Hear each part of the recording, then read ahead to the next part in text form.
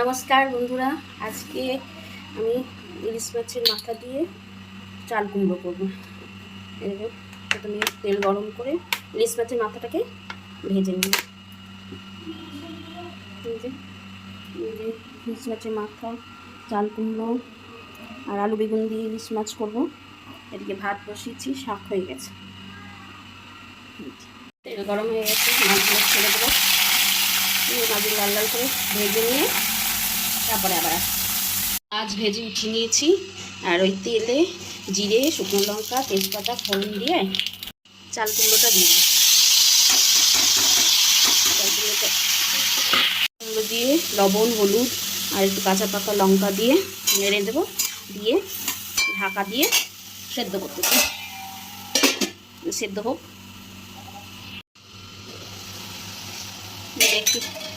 দেখি চাল কুমড়োটা সেদ্ধ হয়েছে নাকি।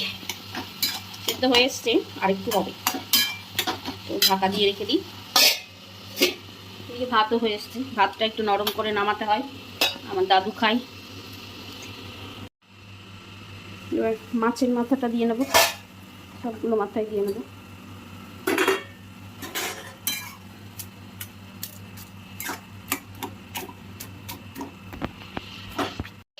একটু চিনি দেবো, চিনি দিয়ে নামিয়ে নেব। এই যে চাল কুমড়ো তরকারি হয়ে গেছে। আর ঝোলের জন্য, মাছ ভাজার জন্য তেল বসিয়ে দিয়েছি। দিয়ে দেবো।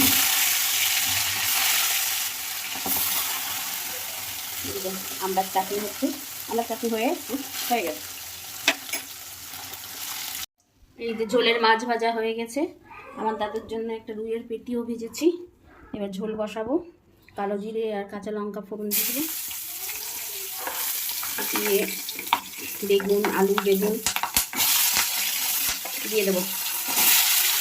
লবণ হলুদ দিয়ে একটু ঢেকে ভেজে নেবো। বেগুনটাও ভালো ভাজা হবে, আলুগুলোও ভালো ভাজা হবে। বেগুনগুলো ভাজা হয়ে গেছে, বেগুনগুলো তুলে নেবো।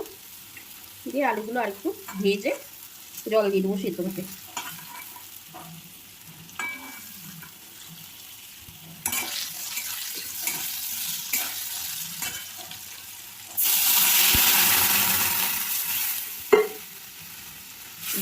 মোটা মোটা করে কাটা হয়েছে, সেদ্ধ হতে জল লাগবে।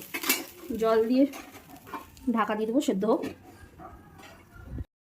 ঝোলে দেখে নেব আলুটা সেদ্ধ হয়েছে নাকি।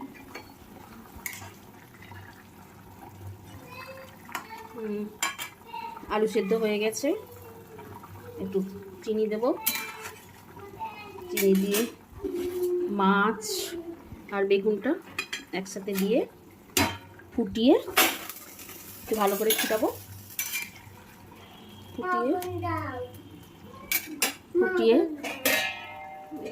ফুটিয়ে নামিয়ে নেব।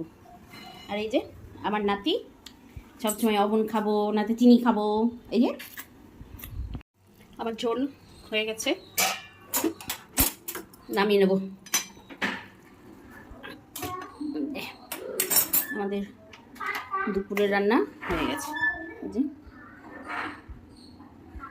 ভাত হয়ে গেছে। ভালো লাগলে অবশ্যই কমেন্ট করবেন। আর আমার ফেসবুক প্রোফাইলটাকে ফলো করবেন। ধন্যবাদ।